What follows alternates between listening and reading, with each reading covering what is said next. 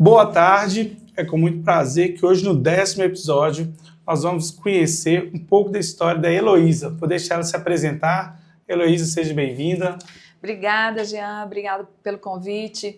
Eu sou Heloísa Frois, sete-lagoana, viúva, mãe de 2 lindos jovens, formada em administração de empresas com especialização em gestão estratégica de negócios, fundadora do Helenas, Núcleo da Mulher Empreendedora de Sete Lagoas e região, executiva da Associação Comercial Industrial há 18 anos, como uma das minhas funções é atrair empresas para Sete Lagoas, para a gente gerar mais emprego e renda, e estou agora no meu 2º mandato como vereadora.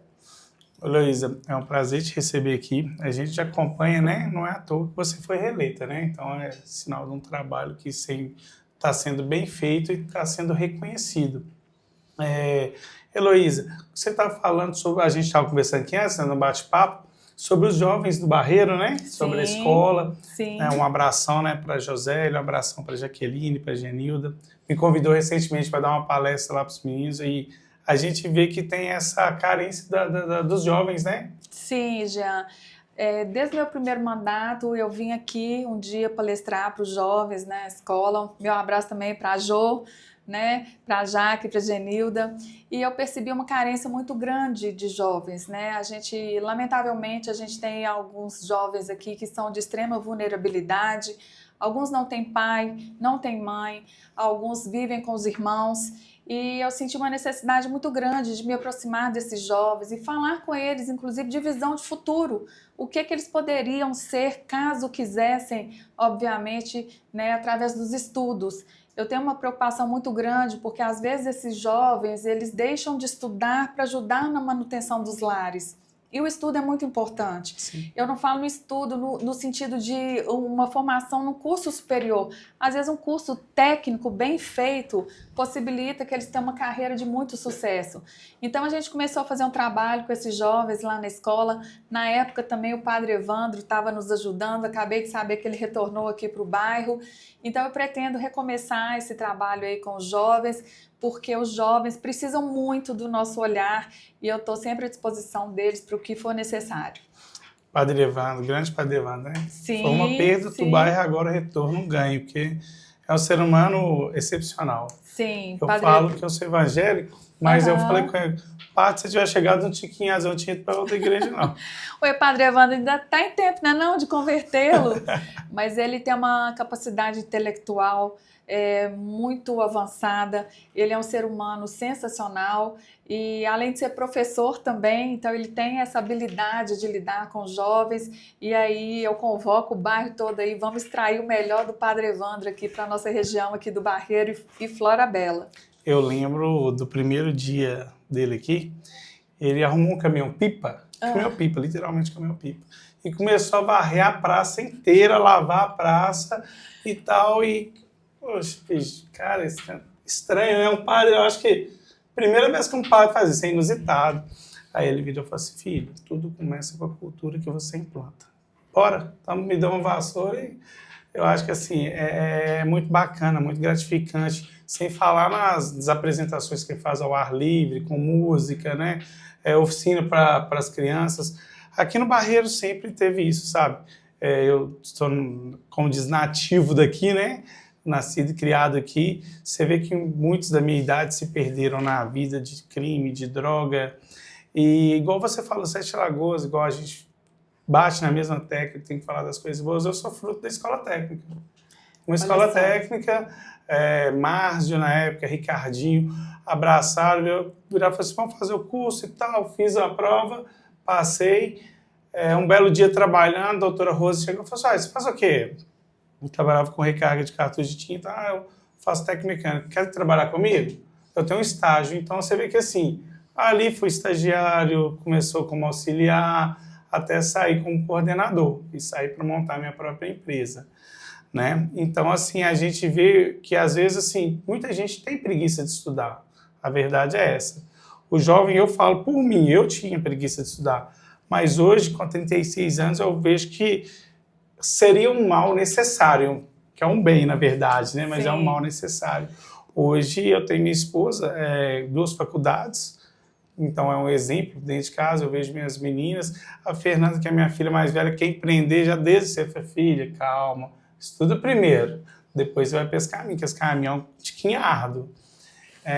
Mas igual a gente está falando, Heloísa, conta um pouco para a gente o que você planeja nesses 4 anos.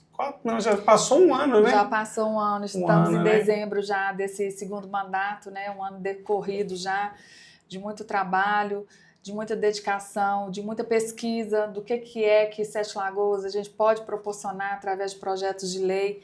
Eu sou uma pessoa, já te cortei, mas já vou falando. Não, mas pode falar, é isso mesmo. Eu percebo Sete Lagoas como uma das melhores cidades do interior de Minas, mas a gente precisa dar uma lapidada na cidade, em termos de legislação, principalmente. Eu acabo de sair de uma reunião agora há pouco na prefeitura, eu fiz um trabalho de pesquisa com outras grandes 5 cidades que atraíram empresas, né, empresas que são empresas hoje preocupadas com a manutenção do meio ambiente, preocupadas com o entorno social, né, daquelas pessoas que estão ao lado, ao redor da empresa, ou até mesmo com os familiares daqueles que são empregados. E eu fiz um projeto muito bacana que se chama Desenvolve 7. Ele foi aprovado em janeiro deste ano, por unanimidade na Câmara, e ele seguiu para a sanção do prefeito. Ainda não teve a sanção do Executivo, porque, segundo o que foi me informado, eles estão estudando qual será o impacto financeiro para o município daquilo que eu propus. Por exemplo, a revisão das alíquotas de cobrança de ISS. Sete Lagoas mantém quase que 80%, se não mais do que isso, de cobrança de 5%, enquanto outras cidades têm cobrado 2%, 2,5%, 3%. Então, eu falo que o mundo muda todos os dias e a gente precisa estar de acordo com as mudanças do mundo. Nós temos vários municípios no entorno de Sete Lagoas que estão recebendo empresas que viriam para Sete Lagoas por causa da cobrança de IPTU e de ISS. E eu falo que isso tudo é possível de ser revisto. A gente sabe que a redução ela tem um impacto, mas se reduzir, nós não teremos mais empresas cadastradas e contribuindo com o ISS, porque aquelas empresas que estão em outros municípios vizinhos ao nosso, que estão lá por causa da alíquota de ISS, não é muito melhor eles estarem no município onde eles foram criados? Porque tem gente que realmente tirou a matriz das empresas para outra cidade por causa dessa cobrança de ISS. Então eu falo que todos os dias o mundo passa por mudanças e Sete Lagoas tem que ir acompanhando na medida do possível e da legalidade essas alterações para que a gente tenha pessoas aqui que contribuam sim, né, com os impostos, com as taxas, com as alíquotas, mas que sejam compatíveis com aquilo que tem sido cobrado nos municípios vizinhos ao nosso aqui. Então eu aguardo, né, se Deus quiser, que muito em breve seja sancionado para a gente dar essa qualidade de empreendimento para quem já está no município, para quem quiser vir para a nossa cidade. Isso que você falou é importante. Eu falo que foi até interessante você tocar nesse ponto, deve ter um mês e pouquinho, uma grande empresa de Sete Lagoas de transporte me procurou para saber porque Curvelo dava um desconto em algumas taxas e aqui não estava. Uhum. Então, assim, eu nessa parte não é a minha, eu sou despachante, não contador, olha, é bom você olhar como contador, mas tem vários incentivos de outras cidades, até mesmo querendo tomar a empresa de Sete Lagoas, né? Sim, Liberando o terreno, isenção de IPTU, até a empresa se encaixar. Até um né? prazo tal, que a empresa comece a faturar. São uma série de incentivos, na verdade, que os outros municípios têm oferecido. Eu falo que é um combo, é um pacote. E eu falo disso com muita propriedade porque eu estudei muito antes de fazer esse projeto de lei, conforme eu disse, que se chama Desenvolve 7. Eu fiz benchmark com as 5 maiores cidades que se reestruturaram para ter, né, essa atratividade de empresas e, obviamente, abrir postos de trabalho. Então, eu fui muito criteriosa ao fazer esse estudo, ao fazer esse projeto, porque, lamentavelmente, se você me perguntar aqui, eu te falo 8 empresas que deixaram de vir para Sete Lagoas por causa de ISS e de IPTU. Então, conforme você disse, essa questão de emplacamento de veículos, por exemplo, que algumas outras cidades elas devolvem parte do valor pago. Sim, arrecadado. Né? Aí a gente discutiu isso aqui em Sete Lagoas há um tempo atrás, não nesse mandato, mas no mandato anterior, dizendo que era ilegal. Eu falei assim, não, ilegal não é, porque se fosse, as cidades não conseguiriam Com certeza. colocar, né, em aplicação isso no município. Não é ilegal. Então a gente tem que estudar com muito critério, porque se for inconstitucional não passa, se for ilegal não passa, né? Então, assim, alguma coisa o município de lá conseguiu fazer para que implementasse isso na cidade. E a gente luta muito por isso, de verdade, Jean, porque eu lamento não estarmos ainda no ponto que Sete Lagoas precisa e merece estar como uma das melhores cidades do interior de Minas para viver, para investir, para criar filhos, para ter qualidade de vida. A gente ainda tem muito o que conquistar. Temos caminhado? Sim, inclusive com a ajuda de vários projetos que têm passado ali na Câmara, mas a gente ainda tem um chão aí que ficou há décadas, né, para trás, a gente tem muito que caminhar ainda para conseguir isso. Igual você falou, é uma coisa muito importante, sabe? Porque o que acontece? A qualidade de vida do Sete Lagoas hoje, eu acho que o Sete Lagoas está ficando muito pacato, que a gente pode falar. A ideia sua, a ideia de inovar, de crescer, de subir, e o povo está conformado com o que tem. Infelizmente, a gente não pode ficar nessa parada, conformado com o que tem. Olha para você ver, igual quando eu falo de empresa, essa empresa que me procurou é uma empresa que, é igual você falou, cresceu e nasceu aqui. Não e gera hoje nada mais, nada menos que dentre emprego de motorista e funcionário, mais ou menos de 150 a 200. Imagina empregos isso. diretos, né? Vamos contar aí, né, que cada um tenha no mínimo uma pessoa, né? Que às vezes é esposa, marido, ou pai, ou mãe, seria no mínimo 300 pessoas, no mínimo, né? Então a gente tem que pensar nesse impacto que a gente faz ao gerar esses postos de trabalho, porque não é só uma pessoa, né? Junto daquela pessoa ali tem seus familiares, então o número é muito maior do que aqueles empregos diretos. Fora que quando uma empresa tem essa formalização dos empregos diretos, mas e a cadeia que sustenta essa empresa? Vamos pensar aí, oficina mecânica, posto de gasolina, troca de óleo, emplacamento, né? Sem falar os informais, né? Mecânico, às vezes que presta. Mecânico, né? Lavação de veículos. Então, vamos pensar numa cadeia. Eu falo muito isso, Jean, porque até uma pessoa que é MEI, né? Vamos supor que eu fosse uma confeiteira. Eu sou MEI, eu faço meus produtos.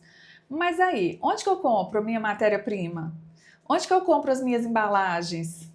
Né? Para eu colocar no Instagram, eu vou contratar uma outra pessoa. Então, mesmo a pessoa sendo MEI, ela tem uma outra cadeia de fornecedores que ela movimenta na cidade. Sim. E aí movimenta também a economia da cidade, como um todo. E é muito importante, né, a gente olhar por esse lado, sabe, Heloísa? Eu acho que Sete Lagoas não é que ficou abandonado, mas ficou um pouquinho parada nisso aí. Eu já fiz uso de uma frase que até algumas pessoas me contestaram, mas sim, Sete Lagoas ficou um tempo parado, no tempo caminhando para trás. Porque algumas conquistas que já tinham sido feitas, né, que já estavam sendo realizadas no município, elas foram retiradas. Então, a gente tem que ter um olhar muito atento. Quando eu falo a gente, somos nós cidadãos, né? Não nós parlamentares, somos nós cidadãos. O que a gente já teve que hoje a gente não tem mais? O que a gente pode buscar? O que a gente pode cobrar, né, para a gente ter novamente? Então, isso é muito preocupante. Mas eu acho que o Sete Lagoas também ele tem que aprender a cobrar. Ele cobra da forma errada. Por que eu vou abrir espaço para todo mundo? Até mesmo, já te falo, tá? Aqui é aberto. O dia que você quiser vir, falar, a gente vai fazer uma caixinha de perguntas para o pessoal perguntar e passando. Por quê? Eu acho que a forma de você cobrar é uma forma pacífica. E outra coisa, nem tudo depende. Imagina, era mil maravilha, você assinar ali, já estava sancionado, e você mesmo resolveu e tudo. E não é, tem as várias etapas que passam, né? Sim, e é muito comum, Jean, até, né, pelo modus operandi, né, de alguns parlamentares aí de um tempo atrás, para quem não sabe, né, a principal função de vereador é fiscalizar os atos do executivo e elaborar leis. Essa é a função. Nós, vereadores, não temos a função de executar, né? Então, às vezes a gente acompanha uma obra, a gente acompanha algum serviço, a gente está ali acompanhando e fiscalizando, mas não é função precípua nossa, né, de botar a mão na massa. E já aconteceu isso muito aí, né, em gestões anteriores. Então, as pessoas às vezes confundem isso também, mas quando você fala de nós, Sete Lagoas, não sabermos cobrar, eu acho que o brasileiro em si não sabe cobrar, né? Nós temos uma das maiores cargas tributárias, né, do mundo, e aí é muito interessante que, só voltando um pouquinho atrás, eu tenho um projeto que se chama Elas por Elas, que a gente vai para qualquer lugar da cidade conversar com mulheres sobre segurança, sobre alimentação, sobre escolaridade, sobre empreendedorismo, sobre saúde mental, que é muito demandado hoje em dia. E a gente ouve muito também as mulheres nas suas demandas, né, nas suas queixas. E aí, quando a gente começa a falar com essas mulheres, que somos nós que custeamos toda a máquina pública, eu sempre levo um ticketzinho de farmácia, de supermercado, de posto de gasolina, seja lá o quê. E aí eu começo a mostrar para essas pessoas o que a gente paga por aquele produto, e lá embaixo todo o cupom fiscal tem ali destacado o imposto que a gente pagou embutido no preço daquele produto. Então, quando a gente começa a falar para as pessoas que esse imposto ali que a gente paga sobre toda compra da gente, pode ser uma pasta de dente, pode ser um chinelo, pode ser uma camisa, pode ser o que for, né? Esses tributos que a gente paga que caem no grande cofre, que se chama cofres públicos, e dali que saem os recursos públicos para a saúde, para a educação, para o transporte, para todas as outras contraprestações públicas, não só do município, do estado, como do país em si. Então, é muito importante a gente trazer isso para a consciência das pessoas, que somos nós que pagamos, porque às vezes a pessoa fala assim, eu não pago imposto nenhum, não declaro imposto de renda, né? Então já as pessoas já estão pagando antecipado. Então é muito importante a gente ir trazendo isso, né? Essa consciência para todo cidadão, porque eu acho que aí a gente vai fazendo esse grande trabalho de educação fiscal das pessoas, né? Mas eu acho que igual você quando você fala Brasil, eu acho que é proposital, mas eu acho que uma matéria que deveria ser fundamental para a vida brasileira é a educação financeira. Com certeza. Inclusive tem um projeto aprovado, né? Já foi aprovado no meu primeiro mandato, da gente inserir conteúdos nas grades curriculares municipais, educação financeira, tecnologia, cidadania, robótica e inglês, desde a criancinha de 3 anos. E esse projeto foi aprovado, mas não foi implementado pelo município, lamentavelmente. E a educação financeira é a base de tudo hoje, né? Para educarmos todos os nossos cidadãos em relação a isso. E assim, eu fico muito triste também por isso não ter sido implementado nas escolas públicas municipais, porque as escolas particulares elas já estão com isso implementado. Na época, a secretária de Educação falou comigo que eles já estavam com a grade curricular completa, que não tinha espaço para abrir nova disciplina. Mas eu falei, eu não estou pedindo nova disciplina, eu estou pedindo conteúdos relacionados a essas disciplinas na grade curricular que já existe. Aí você pode me perguntar assim, Heloísa, mas inglês, a partir dos 3 anos, é o cérebro mais apto a aprender de forma lúdica um segundo idioma, porque você começa com as cores, com os bichos, e a criança vai incorporando aquilo, instigando a curiosidade e vai se tornando um cidadão bilíngue desde os 3 anos de idade. Porque a gente tem muita palavra em inglês já no nosso idioma, hot dog, iFood, telemarketing, networking. Então, por que não colocar isso de uma forma regular no ensino público municipal? A gente diminuiria o degrau entre o ensino particular e o ensino público, a gente ia diminuir muito esse degrau, Jean, porque hoje o privado está aqui, o público está aqui embaixo ainda. Você falou da escola técnica, que é um grande centro formador de mão de obra técnica aqui, um centro de excelência, né? Então a gente vem tentando, né, trazer essas melhorias para a cidade. Eu lembro que lá na minha época o áudio era Iveco. Aí tava Sim. depois chegando a Ambev. Uhum. Aí ia lá, pegava uma leva de alunos, já levava. Sim. E pra gente é muito curioso naquela época, porque não tinha tanto emprego, né? Uhum. Era supermercado, Sim. eu mesmo trabalhava no supermercado. Então, assim, quando você chega e já vê grandes empresas vindo para a cidade e oferecendo oportunidade, até mesmo um salário melhor, né? De você comprar um carro, ter sua casa.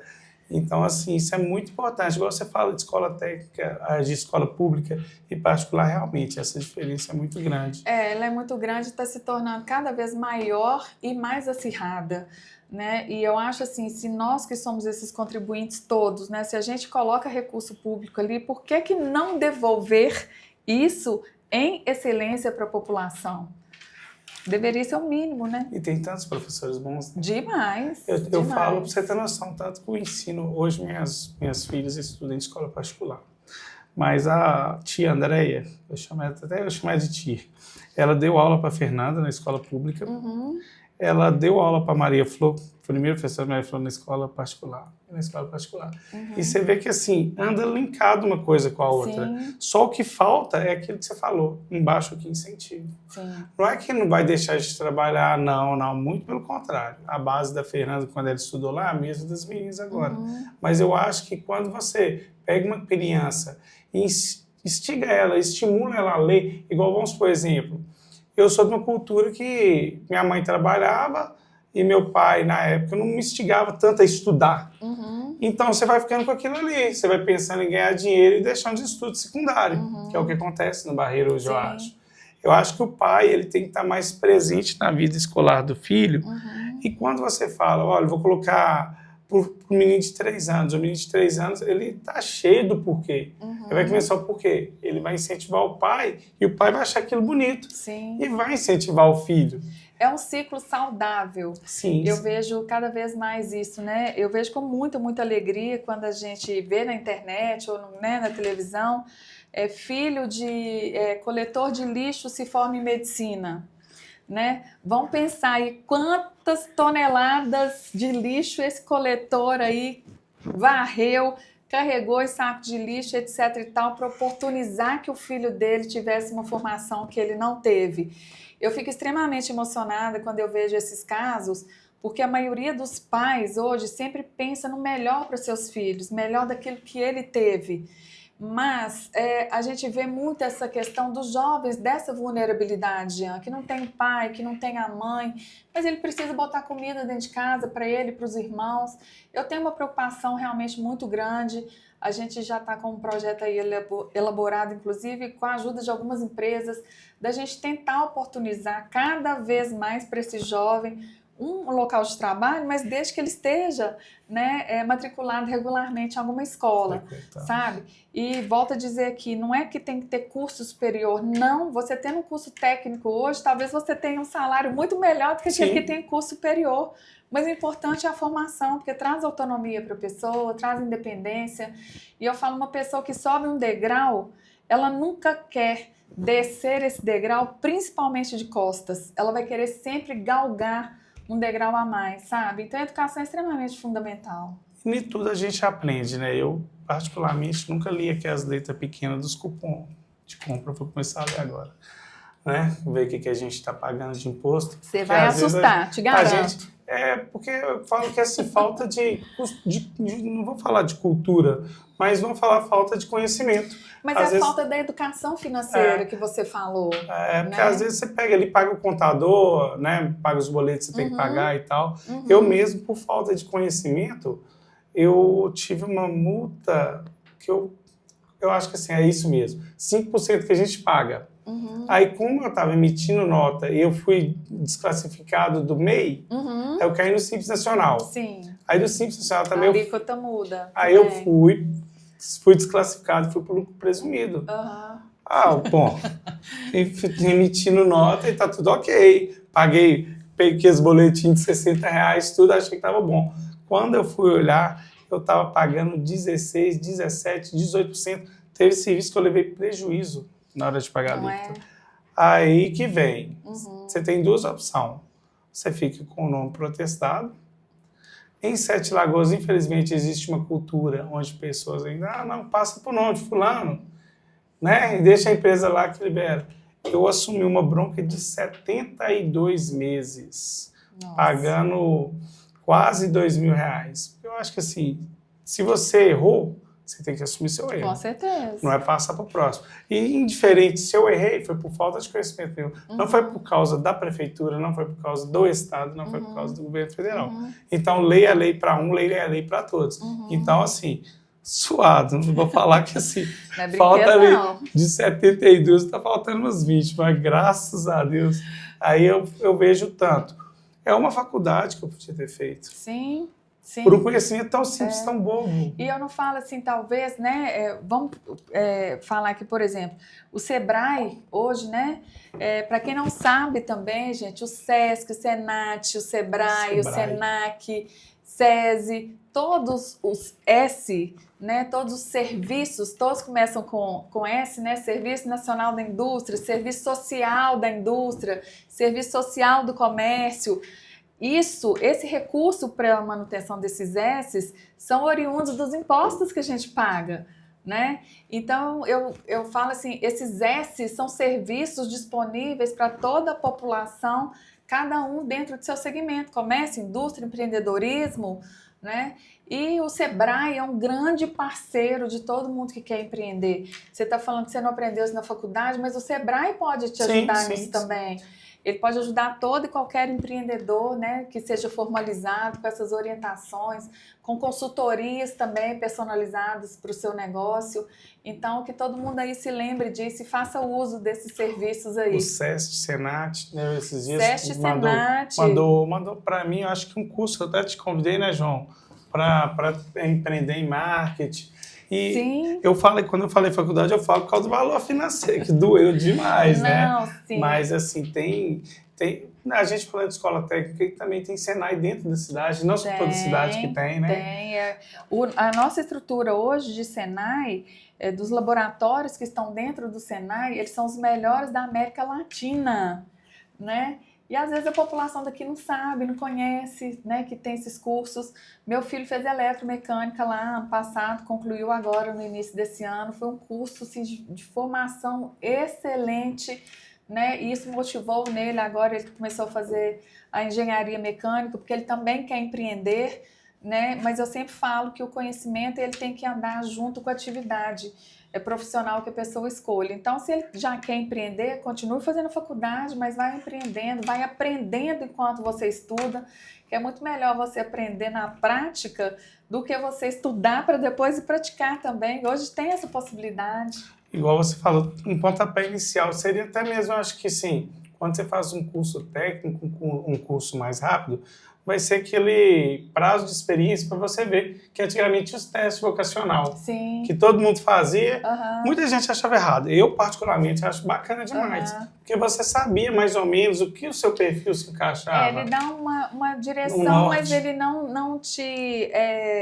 não faz a escolha definitiva por você. Sim, você pode mudar o caminho, né? Ele te orienta, né? Exatas, humanas, biológicas, sei lá o que fossem, pelo perfil da pessoa, né? Mas ajuda. Igual você pega seu filho mesmo, começou no Senai. Já apaixonou, viu que aquilo que quer, gostou. Sim. Eu falo que eu também comecei a fazer engenharia e parei, mas eu comecei a empreender é muito bom. Mas tem limite. Eu acho que a gente tem, assim, igual eu comecei a fazer engenharia civil. Então, nada a ver com a minha área. Então, eu tinha que escolher. Ou continuava levantando onde que eu estava indo, que é a minha área. Sim. Me dei bem, graças a Deus. Ou fazia, mas eu deixei aquilo ali trancado. Que é um sonho que eu tenho, enquanto que é mais velho, de mexer com construção. Então, isso que você viu aqui, eu que construí. Tudo do zero. Bacana. Aí os projetos foram saindo da minha cabeça. Aí todo mundo dizia, você fez alguma coisa? Fiz, mas parei. Mas arrependo muito, eu falo, um conselho meu, estudar, levar até o final, se realmente é o que você gosta.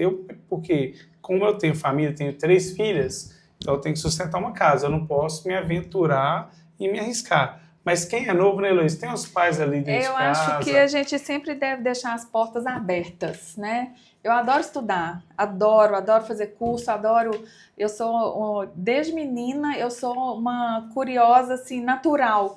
eu quero saber como as coisas funcionam, como que é possível, e eu acho que o importante é você deixar a porta aberta. Você quer estudar? O que é que te impede, né? Daí, uns anos, você pode voltar a estudar. Hoje não tem isso mais, porque antigamente, né, na minha época de vestibular, você tinha que sair terceiro ano, fazer vestibular e começar a faculdade. Hoje não. Hoje você tem um tempo de pensar, de escolher, de ver se é aquilo mesmo que você quer fazer, conforme você mesmo disse, né? Você preferiu amadurecer o seu negócio agora, né? E deixar em banho-maria aí o seu sonho de fazer uma nova graduação. Mas nada te impede que daqui a pouco você volte a fazer. O importante é deixar as portas abertas. E até mesmo, assim, a gente hoje tem um financeiro preparado para isso. Sim. Igual antigamente, muita faculdade, às vezes, muita gente ou era federal, que é caro uma federal hoje, Sim, né? Querendo ou não, para você pagar manutenção para o seu filho ficar ali, uma particular. Hoje o acesso está tão fácil, gente. Você tem EAD, você tem FIES, você tem para valer. Então, assim, não estuda realmente quem quer e fica uma desculpa, né? Sim, com certeza. Hoje o mundo, né, para quem quer estudar, é muito facilitado. Você falou uma coisa muito interessante. Na minha época, né, de vestibular, só existia, né, o FMG, eu falo a nível de Belo Horizonte, o FMG, PUC, UNA, né, que UNA era considerada a melhor faculdade para a área administrativa, para quem queria fazer administração. E aqui em Sete Lagoas nós sempre tivemos, né, o Centro Universitário Unifem, que era, inclusive, referência regional. Então, as opções eram restritas, na verdade. E é muito engraçado, porque a gente fala, né, com essa juventude de hoje, gente, na nossa época de estudar não tinha internet, não. Almanac abriu, né? Era livro mesmo, era biblioteca, era pesquisa ali, né? E então, assim, isso eu falo, Jean, o mundo evoluiu muito e facilitou muito o acesso, né? Vieram as cotas, que também possibilitam que várias pessoas tenham, né, acesso a essas faculdades. Aqui em Minas a gente tem a Rotas do Futuro, que é um programa do governo do estado maravilhoso, 100% gratuito também. Várias escolas aqui de Sete Lagoas têm rotas, né, em execução, já estão abrindo as turmas para 2026. Então basta ter boa vontade. E uma causa que eu acho bonito que você faz com as mulheres, né? Sim. Por mais que a gente ache que não, gente, mas hoje em dia tem muita mulher sofrendo em casa, né? Às vezes agressão física, psicológica, porque às vezes a gente acha que é só o tapa que dói, né? Mas às vezes tem feridas na alma que dói muito mais, né? Sim. Ontem mesmo um caso, não sei se você chegou a ver em BH, um cara que não aceitou o final de namoro, atropelou.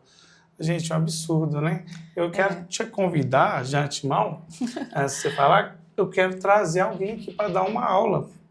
Dar uma aula que eu falo assim, como eu trabalho com DT, eu vou até olhar na delegacia das mulheres. Sim. Se pode vir alguém aqui, aí eu vou te chamar também. Com certeza, a doutora Valquíria vai, né, colocar, ou ela mesma vai se colocar à disposição, ou vai indicar uma pessoa. Eu falei um pouquinho no meu currículo já. Eu faço parte de um grupo que se chama Mulheres do Brasil. Esse grupo foi fundado pela empresária Luísa Helena Trajano, e um dos principais objetivos desse grupo, que já tem braços aí até pelo mundo, não está só aqui no Brasil, é de fazer o combate à violência contra a mulher. E elas redigiram um encartezinho que se chama violentômetro, é como se fosse um termômetro. E ali estão elencados os principais tipos de violência que a mulher vem passando, né, ou sentindo. Eles começam no amarelo, vêm para o laranja e chegam até o vermelho. E a mais trágica de todas as violências é o feminicídio. Então, eu tenho autorização oficial do grupo, eu repliquei esse material, eu trabalho com ele, eu faço palestras, inclusive para alunos do ensino médio.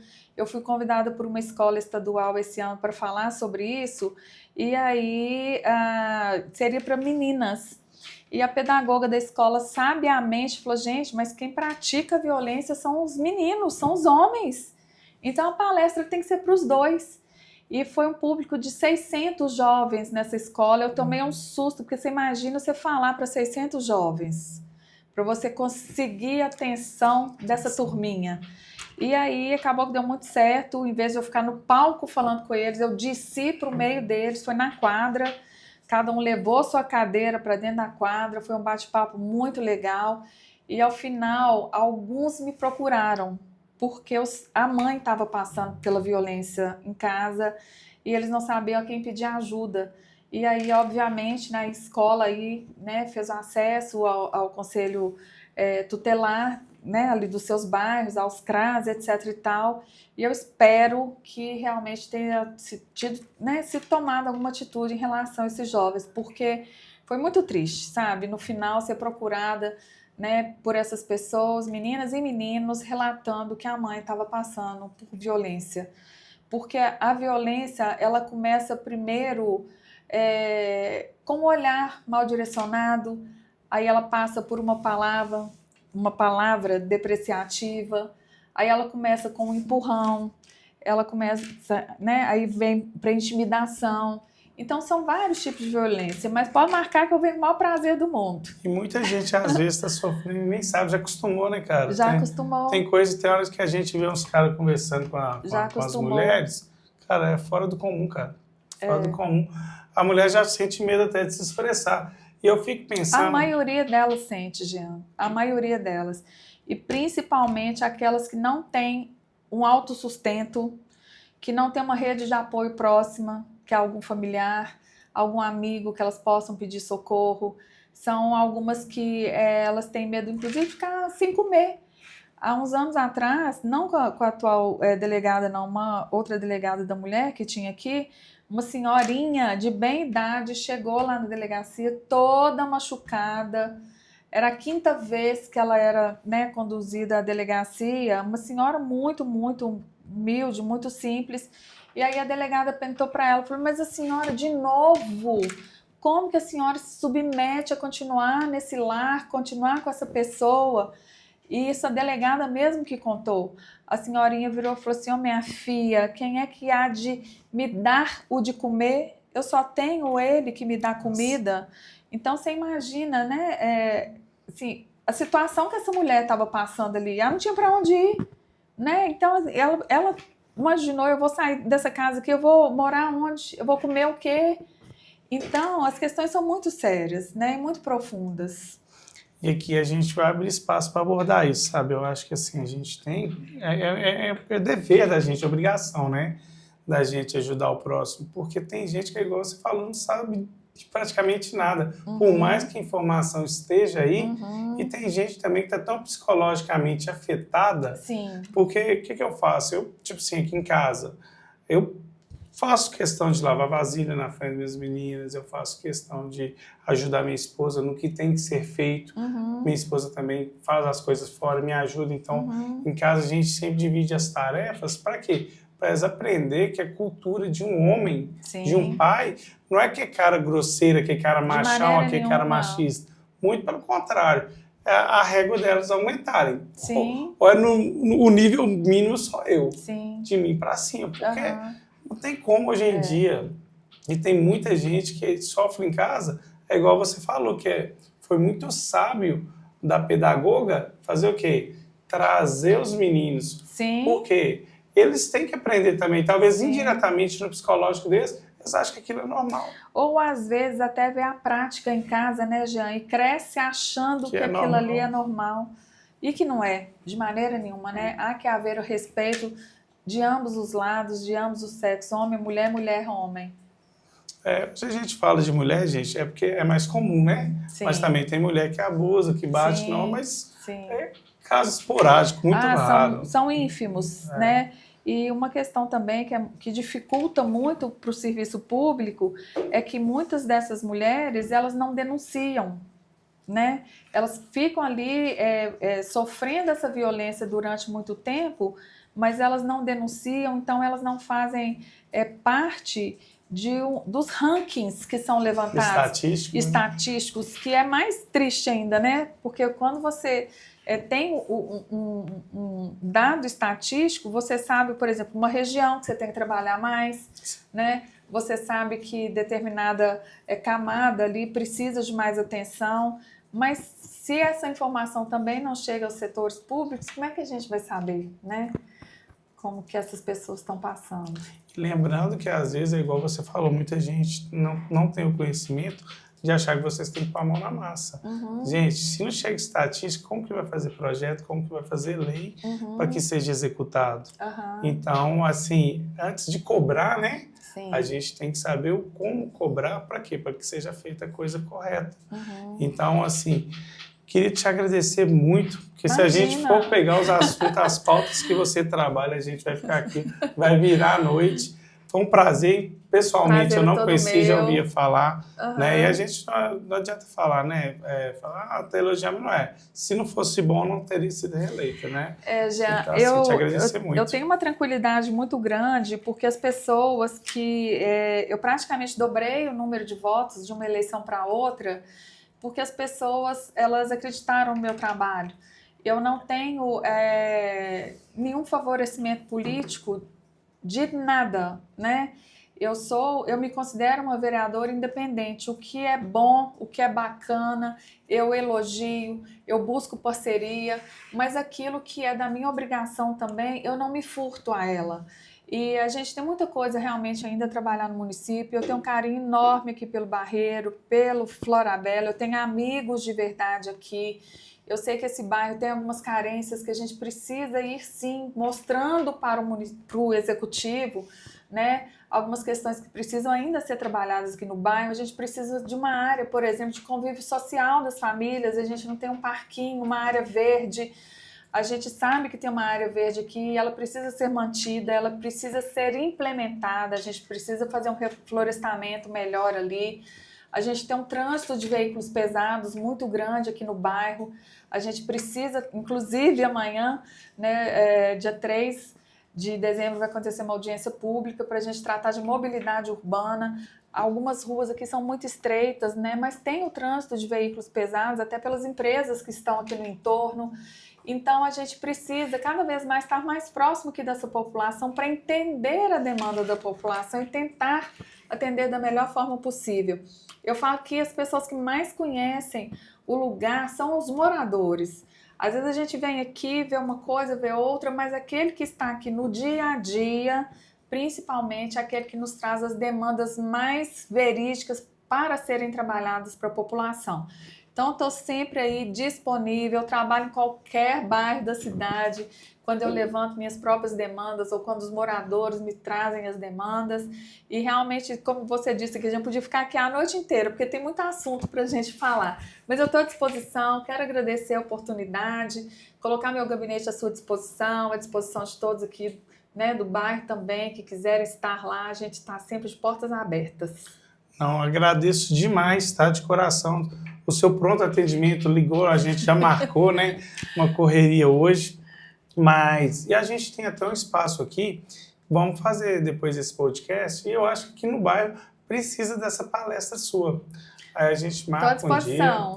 Ou até mesmo com o padre, a gente olha na associação, né?